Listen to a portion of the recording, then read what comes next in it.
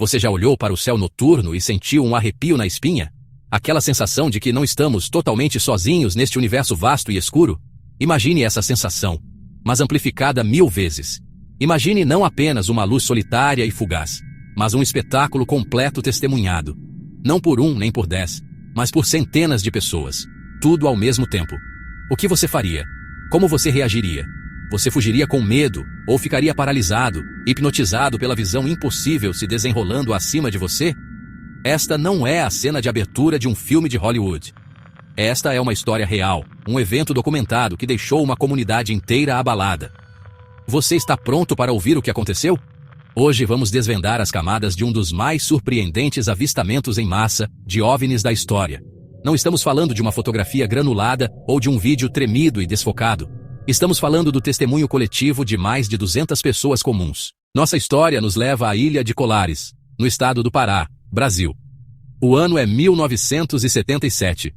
Esta é uma comunidade pesqueira humilde, um lugar onde a vida se move em um ritmo mais lento, ditado pelas marés e pelas estações. As pessoas aqui são pragmáticas, trabalhadoras, profundamente conectadas ao seu ambiente. Elas conhecem as estrelas, conhecem os sons da noite e sabem a diferença entre um fenômeno natural e algo mais. Foi neste cenário tranquilo que o inimaginável começou a acontecer. Começou sutilmente, com relatos de luzes estranhas e silenciosas, movendo-se em padrões não convencionais pelo céu noturno. Mas logo, esses avistamentos se transformariam em algo muito mais aterrorizante. Eles falavam de objetos de várias formas e tamanhos.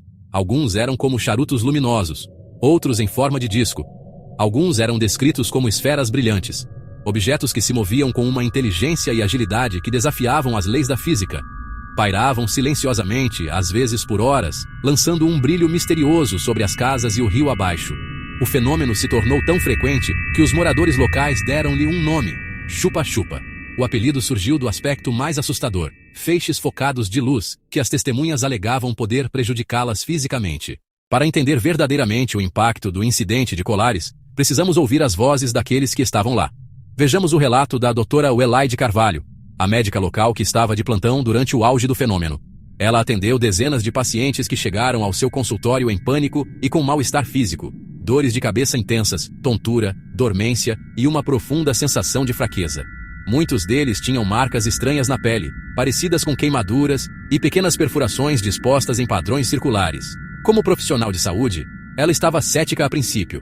Mas como explicar as evidências físicas e o terror nos olhos de seus pacientes? Pescadores relataram que as luzes seguiam seus barcos, às vezes descendo tão baixo que a água sob eles começava a borbulhar.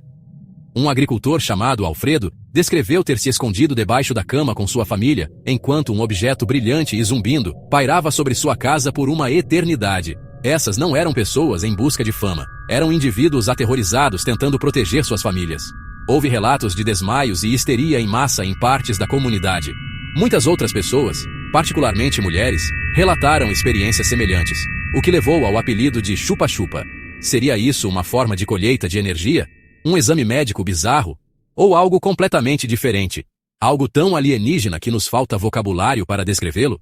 Os eventos em Colares deixaram mais do que apenas marcas físicas. Eles gravaram cicatrizes psicológicas profundas na psique coletiva da comunidade. Por meses, a cidade viveu em um estado de ansiedade constante. Crianças tinham pesadelos. Adultos falavam em tons sussurrados sobre os aparelhos. O tecido social de Colares foi esticado ao seu limite. Vizinhos que se conheciam a vida inteira se olhavam com desconfiança. Muitas das testemunhas desenvolveram um senso crônico de ansiedade e uma profunda desconfiança do desconhecido. Alguns relataram se sentir observados mesmo anos depois. Muito depois que as luzes desapareceram, o impacto emocional permaneceu. O incidente se tornou um momento decisivo na história da ilha, transmitido por gerações. Isso não foi apenas um avistamento de OVNIs, foi um calvário psicológico. Foi uma campanha sustentada do que quase poderia ser descrito como terror por uma agência desconhecida. Qual é o legado duradouro do medo quando sua fonte não pode ser identificada nem confrontada? Forçando-os a confrontar que existem forças no universo muito além do nosso controle ou compreensão. Os efeitos psicológicos a longo prazo são talvez o aspecto mais subnotificado do caso Colares. Eles tiveram seu senso de segurança arrancado. Eles ficaram com um conjunto de perguntas sem resposta. Os eventos bizarros em Colares não existem em um vácuo. Quando olhamos para o quadro global, Descobrimos que o fenômeno chupa-chupa ecoa outros encontros misteriosos de todo o mundo. Pense no famoso caso dos Foo Fighters, durante a Segunda Guerra Mundial, onde pilotos relataram serem seguidos por estranhas esferas brilhantes. Vamos considerar também as infames mutilações de gado. Fazendeiros encontravam seu gado morto, com incisões estranhas e cirurgicamente precisas, muitas vezes sem rastros. Podemos também fazer uma comparação com o avistamento da escola Ariel, em Ruwa, Zimbábue, em 1994, onde mais de 60 estudantes testemunharam uma nave prateada. Em todos esses casos, um elemento crucial se repete: um grande número de testemunhas credíveis, de diferentes origens, contando histórias consistentes e extraordinárias. E ainda assim, essas ondas de avistamentos em massa frequentemente são descartadas ou ignoradas pelas autoridades. Por quê? Colares deixa de ser apenas uma assombração local e torna-se uma peça de um quebra-cabeça muito maior e mais intrigante. Desde as luzes sobre Phoenix até a onda na Bélgica, o padrão é claro: fenômenos globais, tecnologia além de nossa compreensão, testemunhados por multidões.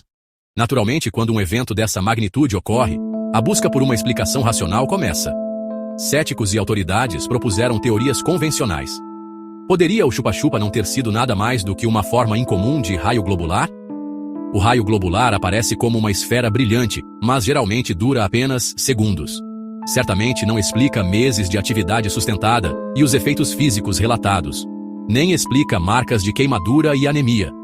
Outra teoria: identificação errônea de aeronaves convencionais, helicópteros, balões meteorológicos, drones militares secretos. Mas os objetos eram silenciosos, capazes de pairar por longos períodos e acelerar instantaneamente. Nenhum helicóptero possui tais características. A possibilidade de histeria em massa foi sugerida. Em uma comunidade pequena, o medo pode ser contagioso.